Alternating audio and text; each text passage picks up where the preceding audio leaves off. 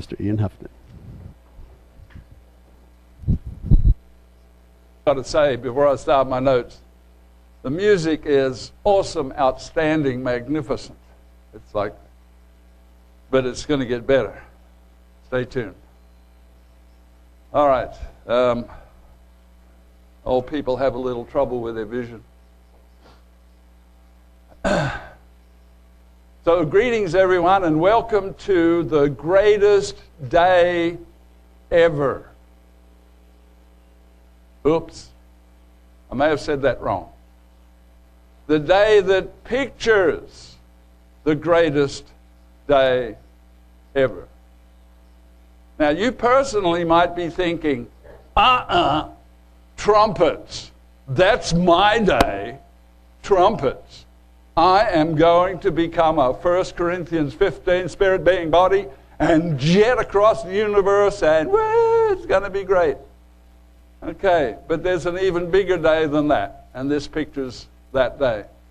Last night Steve spoke of our names being written in heaven, and so we should rejoice. And you should see your name written in heaven, in your mind, and rejoice. So hands up if you're planning to rejoice this festival. All right.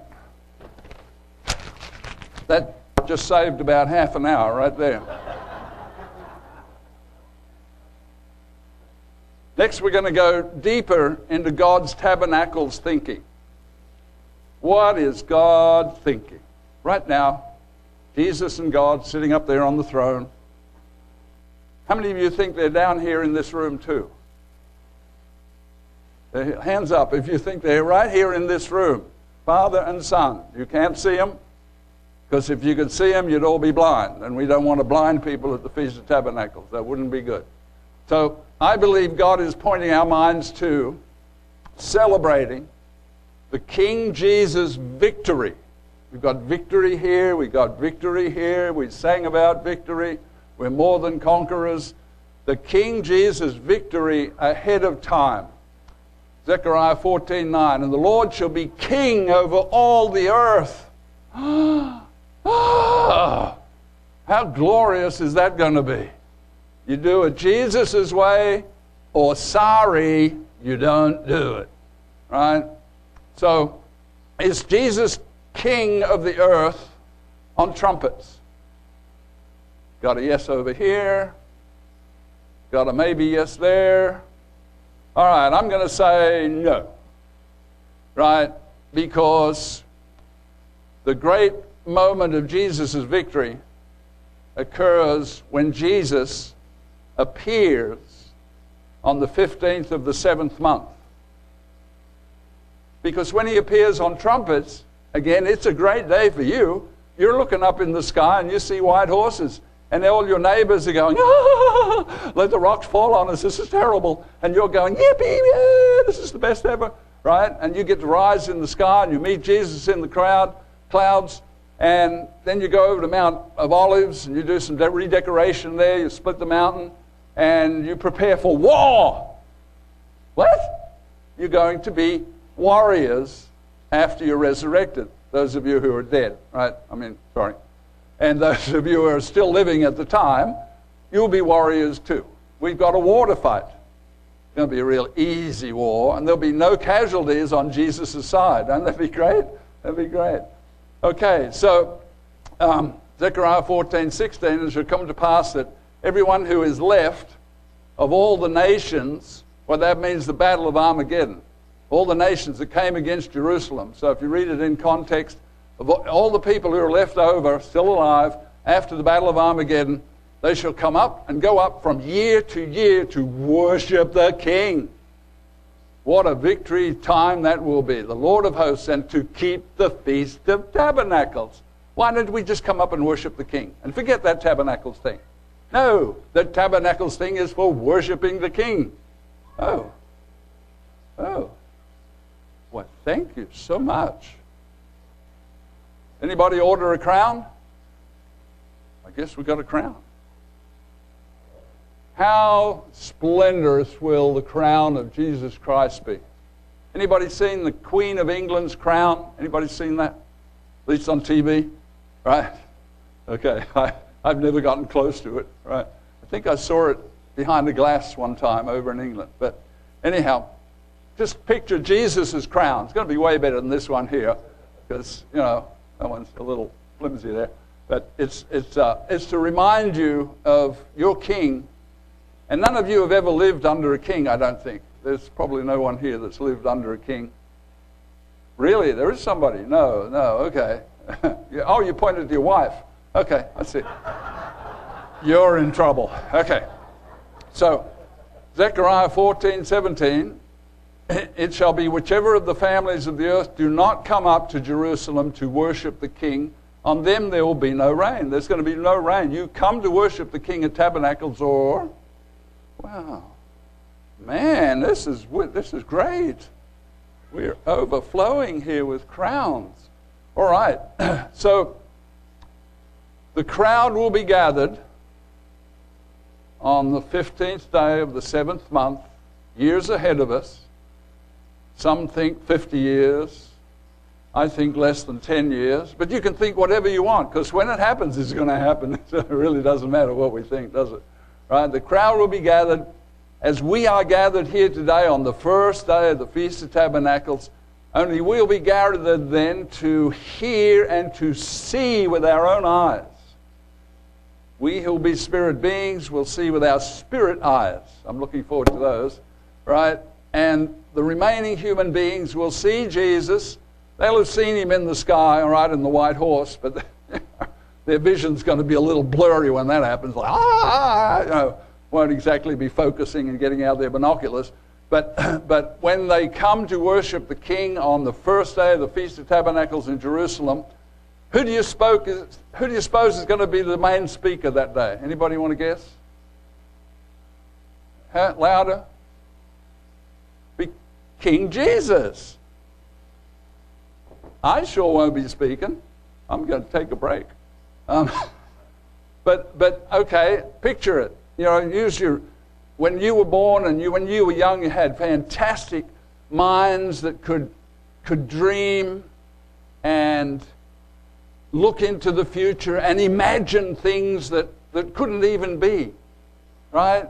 Like telephones that aren't attached to the wall, right? People have been imagining things and then creating and building things. Orville and Wilbur Wright imagined that they could have controllable flight and go up off the ground and fly through the air and come back on the ground without killing themselves.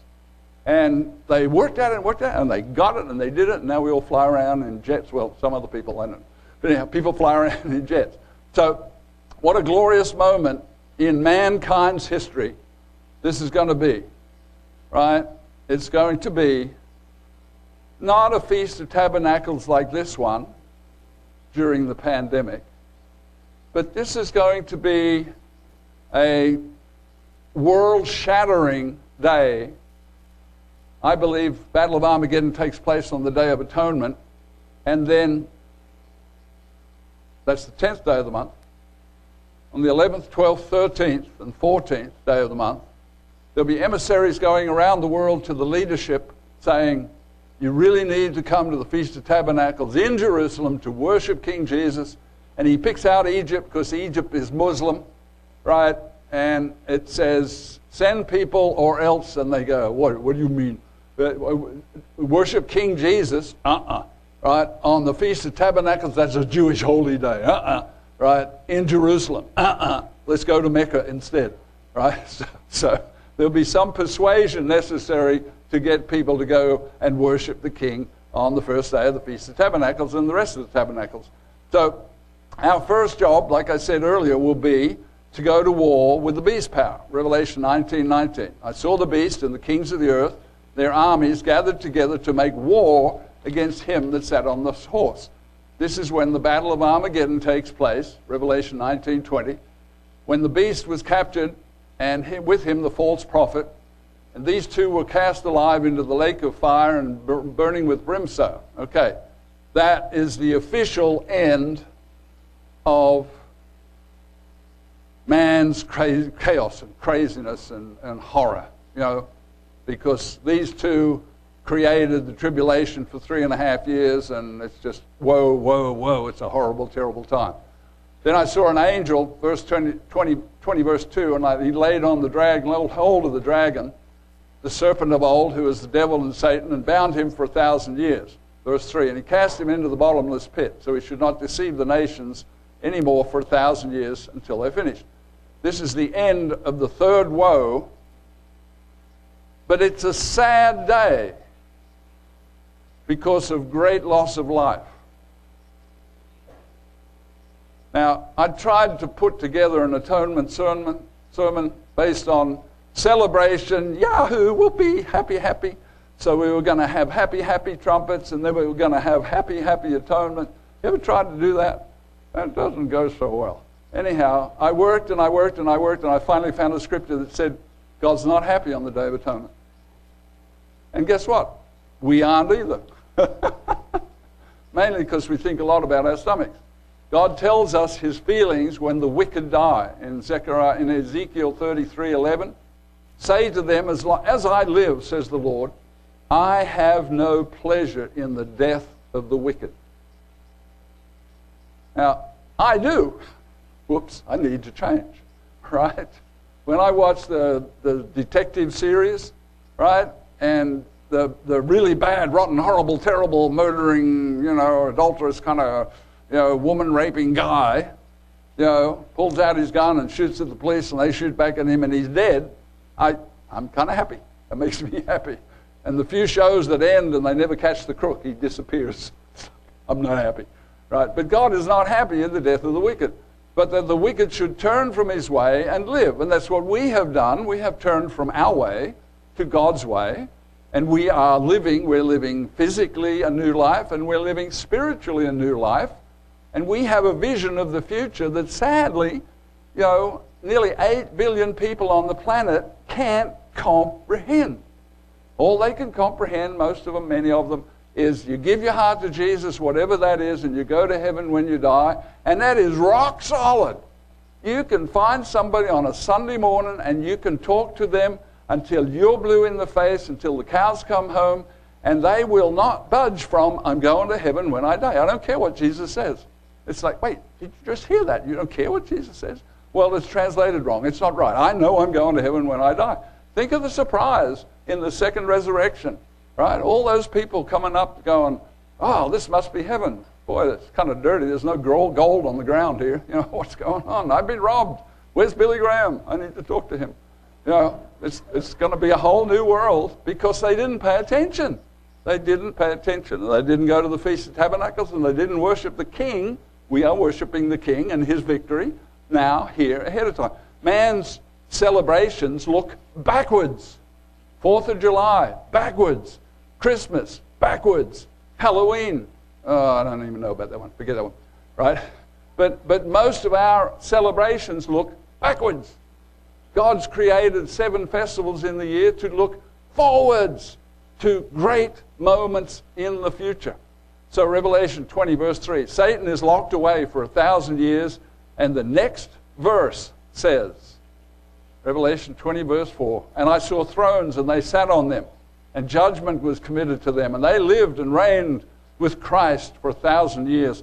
Raise your hand if you believe that the they on the thrones can include you.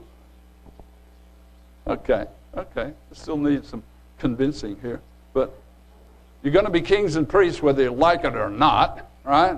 You've got work to do.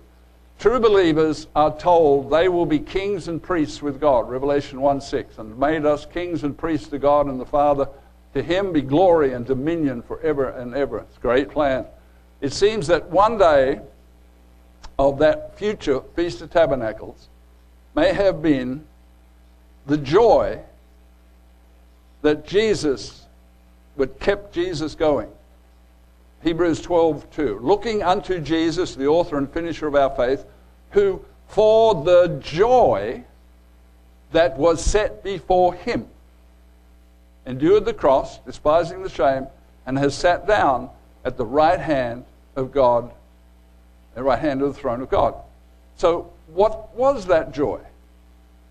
What was in Jesus' mind that kept him going? Jesus, with his new bride, the saints, will meet the remnant of humanity and begin the glory of the next 1,000 years of abundant peace and joy. That's Jesus' joy. And Feast of Tabernacles' first day is kickoff day. They're playing football again. I saw it on TV today. Right? They're playing. I just had the TV on to see if there was any breaking news. And most of the breaking news was football is being played. But life is getting back to normal. So, hands up if you worry about your kids and your grandkids. Okay? Some of you may not have kids and grandkids, but that's okay. This passage of joy set before Jesus seems to show that God is worried about his children. He's worried that we might turn away from the glorious future that he's painting for us with the Feast of Tabernacles, with all the promises he's made, with the new life we've been living. How many of you like the new Christian, Jesus Christian, festival-keeping Christian life? How many of you like that better than the old way? You like that? It's a great life, isn't it? So, Hebrews 12:1.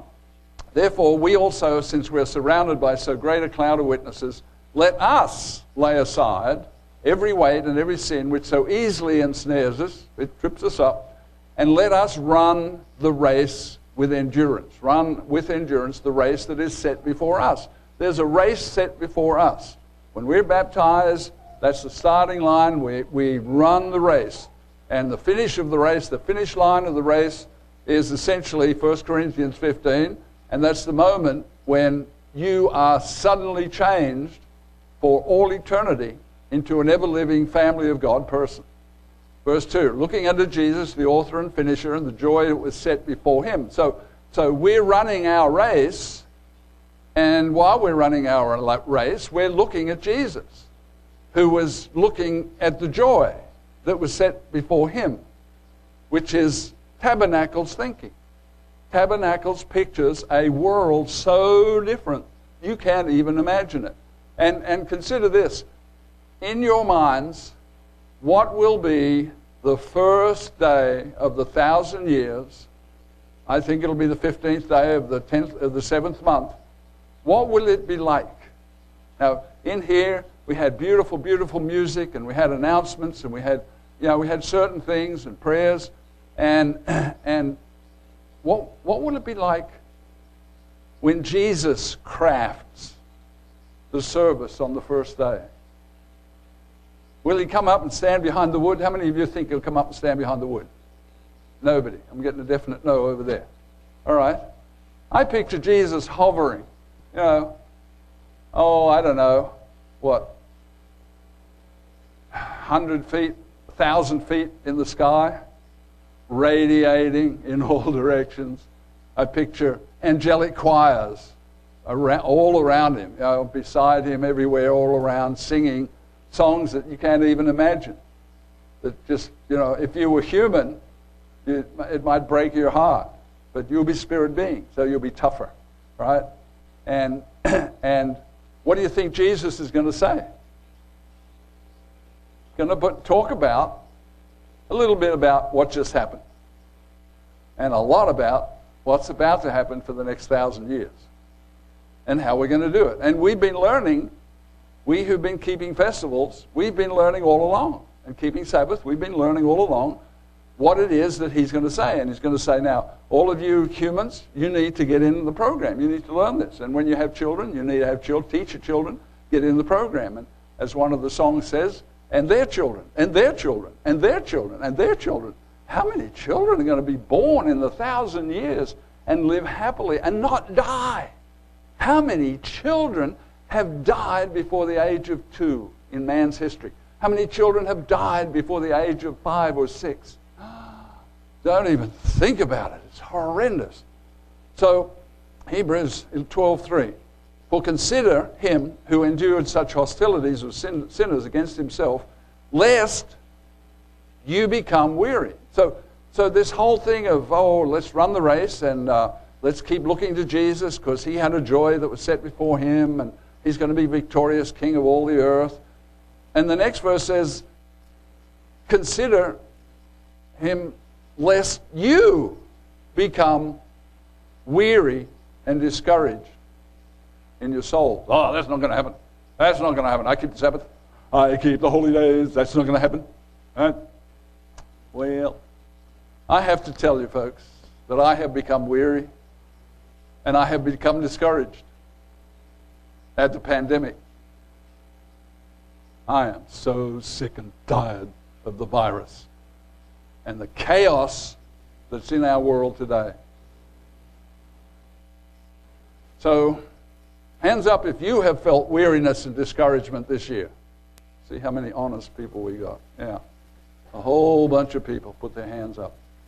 My discouragement at humanity is joined by unspeakable excitement over the fulfilled prophecy that God has been giving us.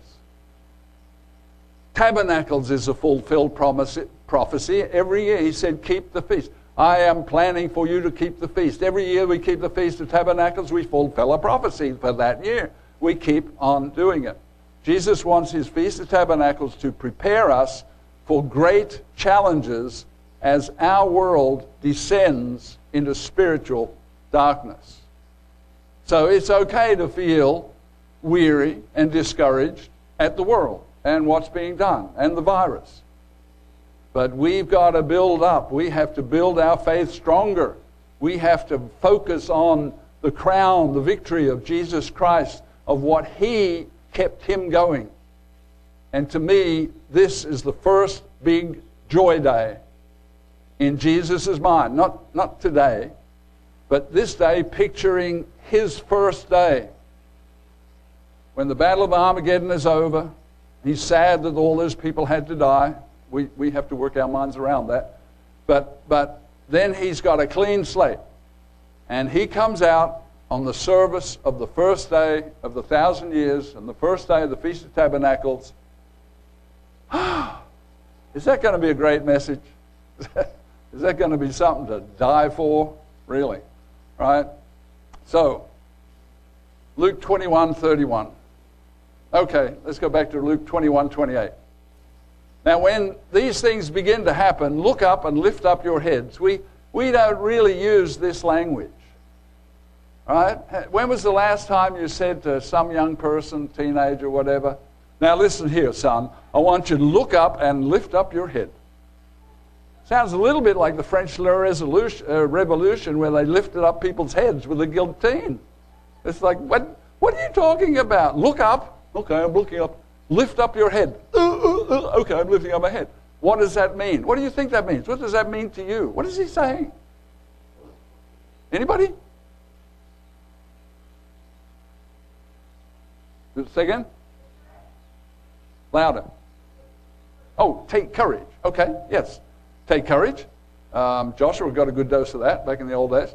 Right? To me, it means get excited. What excites you? I know winning a football game excites you, and I know there are other things that excite you, right? But he is saying, when these things begin to happen, right, in your minds, in this room, if we could poll everybody in this room, some would say it's already begun, right? In my mind, it's already begun, because verse 40 of Daniel 11 was 9/11, and that was nearly 20 years ago. It's already begun for me. I see it that way. A lot of people don't see it that way, and it doesn't matter whether you see it that way or not. Because when we get to the second trumpet, and 1/3 of the ships in the sea are destroyed, and 1/3 of the creatures under the sea where those ships were are dead, and 1/3 of that sea is turned to blood, you're not going to miss the second trumpet. You're going to go, oh, that's the second trumpet right there. You know, and then you can lift up your heads and get excited. And woo! Right? Now, why should we get excited? Because your redemption draws near. Anybody been redeemed lately? Anybody redeemed something they put on layaway lately? Right? They still do that? People buy things on layaway? Or is that 19th century stuff? Okay. All right. Let's move ahead. So your redemption draws near. So you've got to translate that into 1 Corinthians 15, your spirit being body, right? You are, and you really, you should memorize 1 Corinthians 15, and you should have your children memorize 1 Corinthians 15, because all of this space travel and Star Trek and we're going to land astronauts on Mars. It ain't going to be me. I'm sorry, I ain't going to Mars. Wild horses couldn't drag me to Mars. I like it way better down here. Last night was fabulous. There's so much beauty on planet Earth if the people would just stop wrecking it, right? So, verse 31. So, he says, Jesus speaking, you also, that's you, put your name in there, when you see these things happening, know that the kingdom of God is near, close, soon. What things? When you see these, what things? I used to read the book of Revelation. I'd come out of there with a headache. Like, oh, man, how am I going to, I don't understand this book. So, if I could tell you that the kingdom is 12 months from today, would that get you excited? I'm getting a couple of nods with a grin. Like, if it could be true, you'd be excited. You only have to wait one more year. Woo-hoo-hoo-hoo. Oh, how much can you put up with in one more year? I mean, whatever it takes, you can make it one more year, right? Okay, it can't happen. It can't happen in one more year because we've got 3.5 years of the tribulation, and it hasn't started yet. I can promise you, tribulation has not started you yet.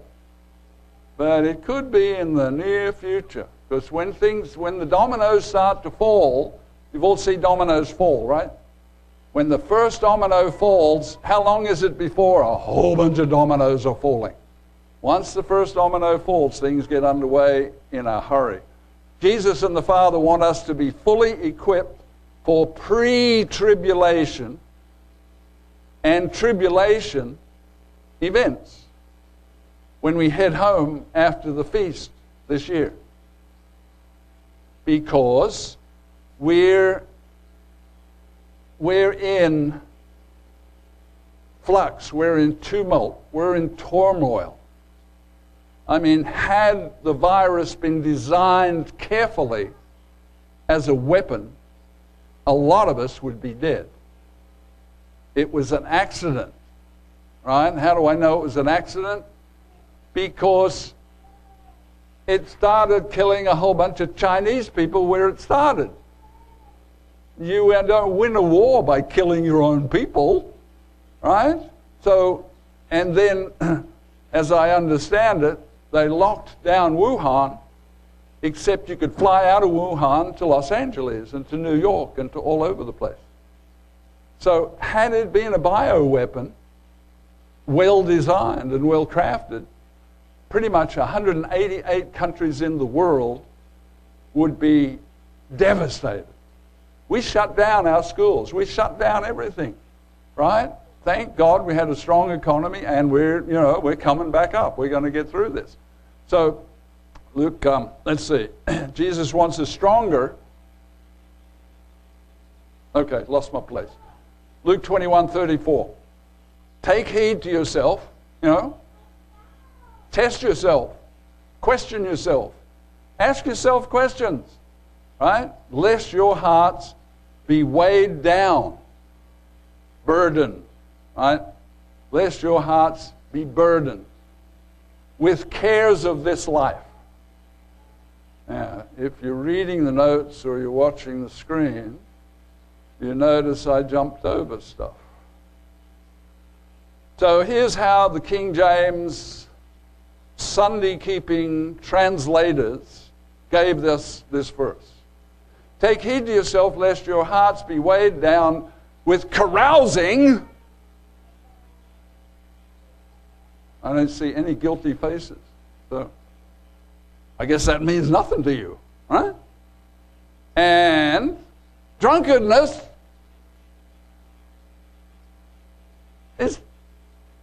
Is Jesus talking to the church? Is this what he would say to the church? I mean, the Old Testament was full of don't get drunk, right?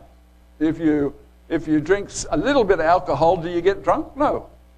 You drink too much alcohol, you get drunk? Yes.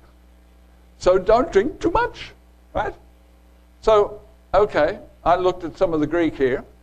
It better reads, weighed down, burdened. Okay, I'm burdened. I'm burdened at the world, but I'm not burdened at where we're going, where Jesus is taking us, where the king and the crown is coming to, right? Next verse, carousing could be translated headaches. Anybody had any headaches the last 12 months? Huh? Those of you who didn't have a headache, bless you. All right? Okay, next one says drunkenness. What's another word for drunkenness? Intoxication.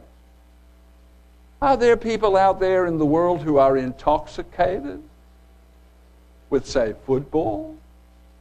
Or name something else? Making money? Or, people can be intoxicated without only being drunk. He's saying, don't become intoxicated. But do get excited about the coming of the kingdom and Christ. And the cares of this life. Okay, that's a good one, because we've all got cares of this life.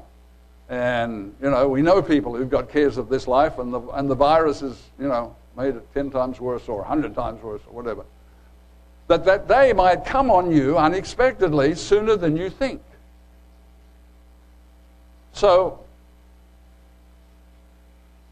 when you see the second trumpet and the ships are destroyed, we're already in the tribulation. It's full steam ahead, and Katie by the door. It's like, I don't know where you'll be, I don't know where I'll be, if I'm alive, I don't know. But it's like, okay, tribulation. Well, he gave us the whole book of Revelation, so we'll know what to do during the tribulation. It's amazing. The very first verse, I don't have it in the notes, the very first verse, Revelation says, to show his servants. Last chapter of book of Revelation says, to show his servants. What's going to happen? How it's going to be. And then there's this verse that says, blessed are those who obey the book of Revelation. Huh? Obey? But what's in there that needs to be obeyed? Right? Because your headache, you get your headache going, and you're like, obey what? Well, don't take the mark of the beast. Is a good obey not? Don't do that. And he says, if you do take the mark of the beast, then you'll suffer the wrath of God.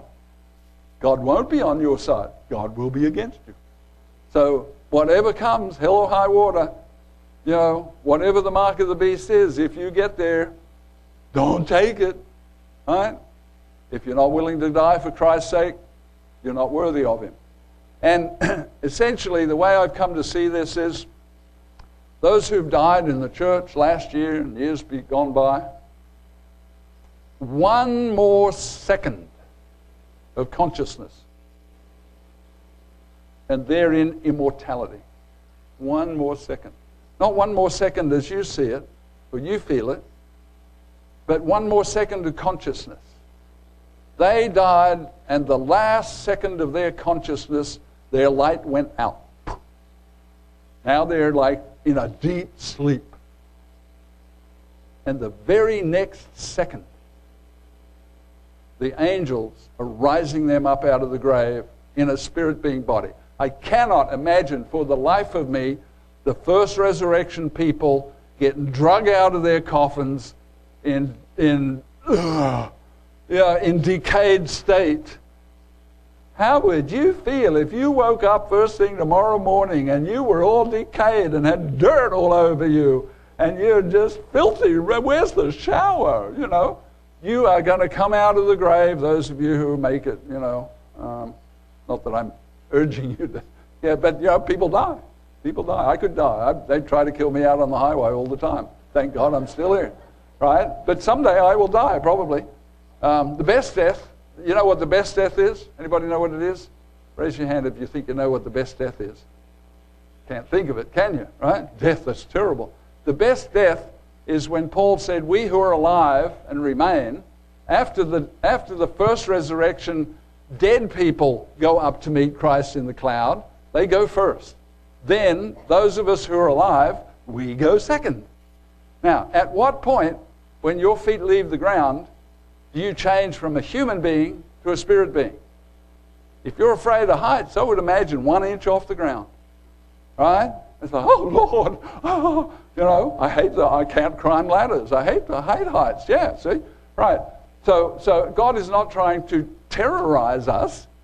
So I believe that once the dead people have gone up in their spirit being bodies in all their glory, then I believe that we will die the death that is so enjoyable.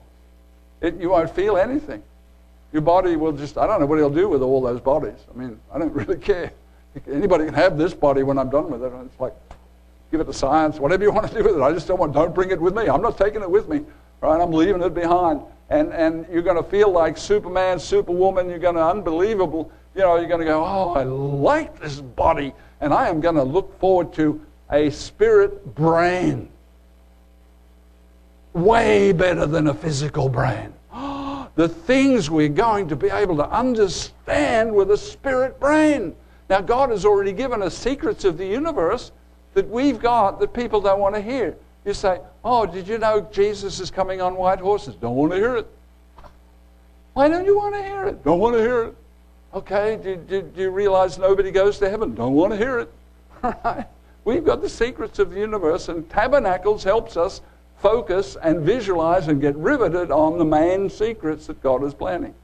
So, verse 36, watch therefore and pray always that you may be counted worthy to escape all these things. Isn't that an amazing verse? Does that mean you don't have to go through the tribulation? Is that what that means? I know a handful of people who don't have to go through the tribulation. Anybody know who I'm talking about? The people who were in Jerusalem on the abomination day who obeyed Jesus. What did it say? It said, when you see the abomination, desolation, the morning and evening sacrifices stopped, leave immediately and go to the mountains. Because the people who don't go to the mountains get killed by the edge of the sword in battle, or they get taken captive into all nations, prison camps like World War II. But the people who go to the mountains, is that so they can get killed up in the mountains? It's so they can be safe up in the mountains, right? And a handful of crazy people, right, in the mountains, this is going to bother the beast power. It's like, they'll die up there when the winter comes or something, and God will take care of them. So, essentially, they don't suffer the tribulation like other people will. Okay, so that's a wonderful verse, right? Counted worthy to escape all these things that will come to pass and to stand before the Son of Man. And we're going to stand before the Son of Man. And I imagine the first place we stand before the Son of Man is in the clouds. When we catch up, Jesus waits in the clouds. He sends the angels out, go get them, right? And they come, it's got to be incredible. It just has to be, right? If you live next to a cemetery, or if your neighbor lives next to a cemetery, it's not going to be dull. It won't be, they're gone. I expect God will be dramatic, like he's been dramatic with hundreds of other things throughout history. It'll be like, maybe a wooden coffin will pop. Anyhow, because terrifying the humans is part of the plan. Whoa, whoa, whoa. Right, okay. So watch therefore and pray always that you might be counted worthy. Jesus wants us to be stronger at watching and praying on the 8th day than we were on the first day of the Feast of Tabernacle. So this whole thing is crafted to focus, focus, focus, focus. It's not a reward for surviving last year. It's a pump you up for making it for another year. And another year, and another year. And there aren't too many more another years out there before it's the big year. Right? And if you die this year, you don't have to wait. You're right there. In the next second of consciousness, you're right there. So Jesus wants us focused similarly like he was focused. Hebrews 12:1. Therefore we also, let us run with endurance the race that is set before us, looking unto Jesus for the joy. The Father God wants us focused on the crown of life. 2 Timothy 4:8. Finally, there is laid up for me a crown of righteousness, says Paul, which the Lord, the righteous judge, will give me on that day. So Paul is going to get a crown of righteousness. Now, I forgot to tell you earlier, Jesus has many crowns. The scriptures, I'm not sure I put it in the notes, but the scriptures say Jesus has many crowns. Now, humanly, it's like, well, how are you going to wear many crowns? Right? Right? I could give you one of these, and you could wear one of these, but if you tried wearing two of these, without some glue or some duct tape or something, you'd have a struggle. Like, what do you mean, wear many crowns? He's in charge of, he's responsible for many, many, many things. Pretty much like the President of the United States is responsible for a lot of stuff. And this is God's royalty. So laid up for me a crown of righteousness, right? And not only for me, Paul says, to encourage us all, but to all those who have loved his appearing. If you love the fact that Jesus came and did what he did and what he's doing now and what he will do in the future, you get a crown. One of these crowns, right? And this, this is not your crown. I'm sorry. Don't get carried away with that, right? I don't even know what your crown is going to look like, but up in heaven, I believe there is a crown crafted by Jesus and the Father with your name on it. And there's one with my name on it. I got baptized, you got baptized. They wrote a name on a crown, whatever it looks like. I don't care what it looks like. It's going to be out of this world. It's going to be beyond comprehension for human minds. Right? James 1:12. Blessed is the man who endures temptation. When he has been approved, he will receive the crown of life which the Lord has promised to those who love him. If you know Jesus and you know he promised us these things and you know he will not fail his promise, your crown is in heaven with your name on it already. 1 Peter 5:4. When the chief shepherd appears on the first day of the Feast of Tabernacles, right, before all the world. Now, he'll appear in the clouds, and people will see him at a distance, and then he'll appear. I imagine he'll appear over the top of the Battle of Armageddon for a short time, and then all those people will die, right? And then he's going to come out in all his glory, right? Not behind the wood. If he comes out behind the wood, I'm going to have a fit, right? It's like, this is Jesus. He doesn't need to come out behind the wood. He can hover and radiate to everybody present, right? So let's see. The chief shepherd appears. You will receive a crown of glory that does not fade away. So they're focusing us on what's already existing in heaven, the crown of glory. Jesus and our Father are using the tabernacle's experience to help give us the victory. 1 Corinthians 15:57. Thanks be to God who gives us the victory through the victory of Jesus. Jesus gets the victory, and part of his victory is us getting the victory. We're part of his victory. Right? John understood that our personal faith is the critical factor. 1 John 5:4. For whatever is born of God overcomes the world, and this is the victory. This is it. This is the victory that has overcome the world. Our faith. How's your faith? Jesus said to his guys, oh, ye of little faith. They must have loved hearing that. How many times do you suppose Peter and John what do you say? What do you say? He said, oh, ye of little faith. But later on they had lots of faith, right? So 1 John 5:5. Who is he that overcomes the world? But he that believes that Jesus is the Son of God. Okay, billions of people out there believe that Jesus is the Son of God. Billions and billions of them. Even non-Christians believe that Christians believe that he's the Son of God. But you have to also obey his words, right? It's no good to believe Jesus, sweet Jesus. There are songs, there are people on the radio waves all around the world 24 hours a day, never miss a second. There are praise and worship songs of Jesus, sweet Jesus. Jesus is so wonderful, right? Worship. How many of you know the definition of the word worship? Anybody looked it up? It's a great word to look up. It means worth-ship. Jesus is worth worshiping. So if Jesus said something, it's worth paying close attention to what he said, right? John 3:13. No man has ascended into heaven. Jesus said that. Yeah, all my relatives are in heaven.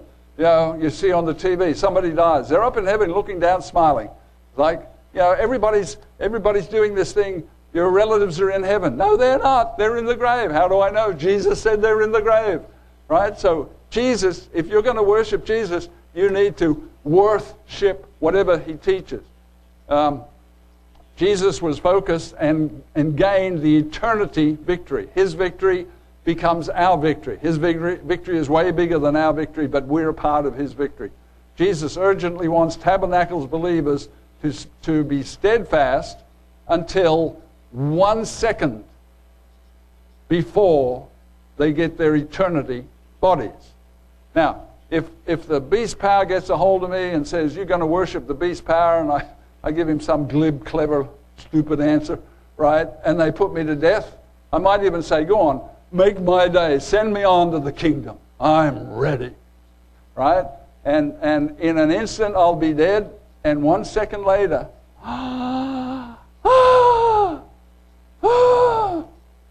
glory, hallelujah. Revelation 2:10. Do not fear any of the things that you're about to suffer. You may be tested. You will have tribulation, pressure, troubles. Be faithful unto death, and I will give you a crown of life. That's what Jesus says to those who are facing death. And if I'm facing death at the beast or the mark of the beast or any of that stuff, I hope I'll remember those words, right? And like, smile as I'm dying, right? So Revelation 3:11, behold, I'm coming speedily. It says quickly. I've seen that a million times. He's coming quickly. He wrote it 2,000 years ago. He didn't come quickly. But it could be translated speedily. So when he decides to come, he's going to come speedily. It won't take a lot of time to get things done, right? Hold fast what you have, that no one may take your crown. So if you've got this, your crown is in heaven, someplace, in storage, wherever. Maybe it's on there, working on it. They're probably working on it. It's on a table somewhere, they're working on it. It's got your name on it, right? And he says, hold fast what you have, that no one takes your crown. All right? And I looked up the word take there, and you could have put the word forget, that nothing may you forget your crown. I don't want you to forget your crown. I hope these silly, crazy things I do will help you visualize a crown, and then visualize your crown, and then visualize your name written on your crown up there in heaven, because Jesus said you're getting a crown. If you hang in there and make it to the end, you're getting a crown, which should make you, ready. I can't believe it. I can't wait to get my crown. Yeah, well, you've got to make the distance. You've got to finish the race. So he says, now it's not possible for a person to go up to heaven and take the crown of victory of yours and take it away. It's not possible. So no man can take your crown, right? But you could forget about your crown, and people have. People who've forgotten about their crown, and they've turned away, and they've neglected so great a salvation. So it is possible for things in this life to cloud our focus and cause us to forget the immense value of what God is offering each one of us. And the crown is royalty. The crown is magnificence. The crown is majesty. The crown is victory. The crown is, you could go on and on and on and on. The crown is a symbol because you don't know what it's going to feel like to have a spirit being God family body, right? Now, when you were young, right, and you can watch some of the young people here this time at the feast, you know, the 3, 5, 7, after 7 they start getting self-conscious, but they're bouncing, and you see them in the grocery stores, they're doing dumb stuff and having a good time in the grocery store. You know, they feel good. Like if unless they got a toothache or something, they feel good. Their body works really well. They're happy, right? And then they grow up and their body doesn't work so good anymore, right? So we have difficulty comprehending what it's going to be like to have a absolute, gorgeous, glorious, fabulous, godly, heavenly, angelic body. It's going to be good, right? Words fail me. Jesus and the Father want our minds riveted on that glorious day in the future when our better, glorious bodies are in the royal family of God, celebrating King Jesus Tabernacles worship. We're doing it now in human bodies the best we can do. But when that day comes, that first Feast of Tabernacles of the 1,000-year period, it is going to blow your socks off, because you won't have socks. But it's going to blow your mind. And if you had your old mind, it would blow your mind. But you have your new mind, so it's not going to blow that mind. It's just going to be unbelievable. Zechariah 14:16. It shall come to pass that everyone shall go out from year to year to worship the King and to keep the Feast of Tabernacles. Why can't people read that? What is...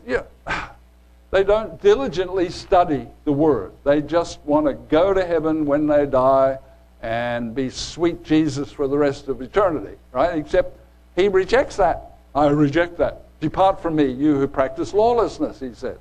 Revelation 3:21, to him who overcomes I will grant to sit with me in my throne. Tough to get your mind around that one, right? Now, if Steve got to sit next to Jesus on Jesus' throne, we could look and there'd be the two of them. Look at that. Steve sitting next to Jesus, right? But he's promising that to thousands and thousands and millions and millions and billions and billions and who knows, I don't know, do we have trillions yet? We probably don't have trillions yet, right? But he's promising that, so we can't comprehend that, but we'll be in the royal family. We should be able to comprehend that. Rejoicing is amongst, is easy amongst wonderful tabernacles people like yourselves. I love being with tabernacles people. It's great. It's easy to rejoice. We have 7.5 days at tabernacles to prepare for bigger calamities than the virus. Oh, no, it can't get any worse than the virus. The book says it gets worse. So God wants us to sharpen our focus on where he wants us to be on that day. He and Jesus talk about this often. I guarantee you, they talk about your crown with your name on it, with your life and what you're doing and how you're praying and the struggles and the overcoming you're doing. They're talking about you and they're cheering you forward and cheering you onwards and wanting you to be victorious in your life. Because the crown just represents your victory in your life. But Jesus will be so thrilled to present it to you. Micah 4:2. Many nations shall come and say, come, let us go up to the mountain of the Lord, and he will teach us his ways. That's what Jesus is going to talk about when he comes out on stage. See, I'm stuck in the old ways.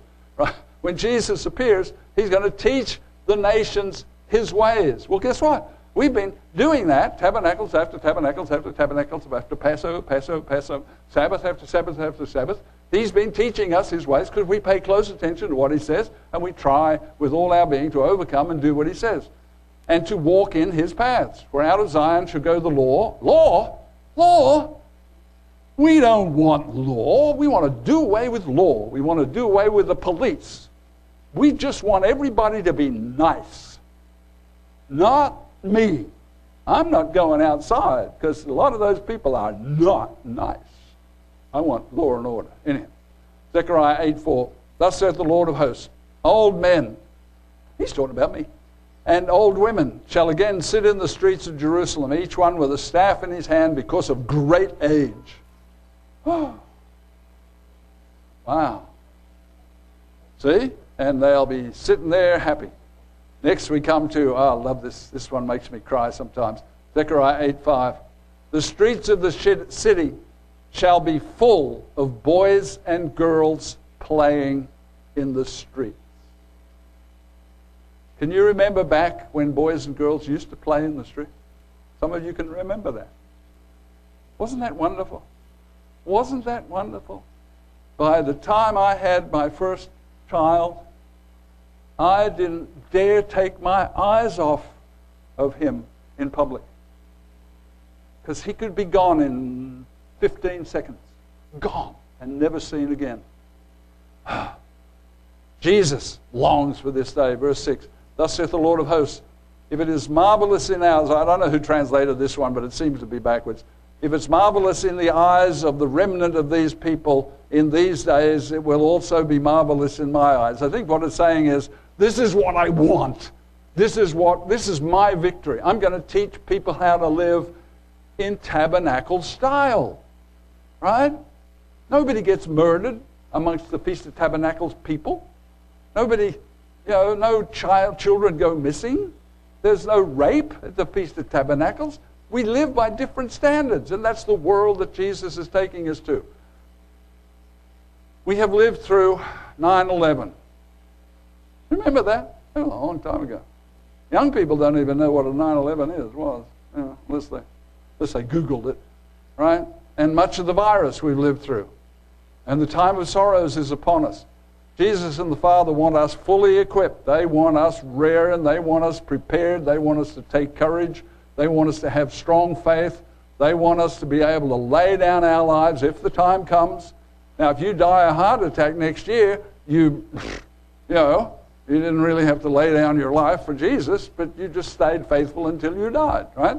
But times will get tough and rough. So they want us fully equipped, focused on our personal victory crown with our name on it, and sitting with Jesus on his throne. Ephesians 4:12. For the equipping of the saints, for the work of ministry, for the edifying of the body of Christ. Romans 2:7. Eternal life to those who by patient continuance in doing good seek for glory and honor and immortality. Is that you? How many of you here today are seeking glory?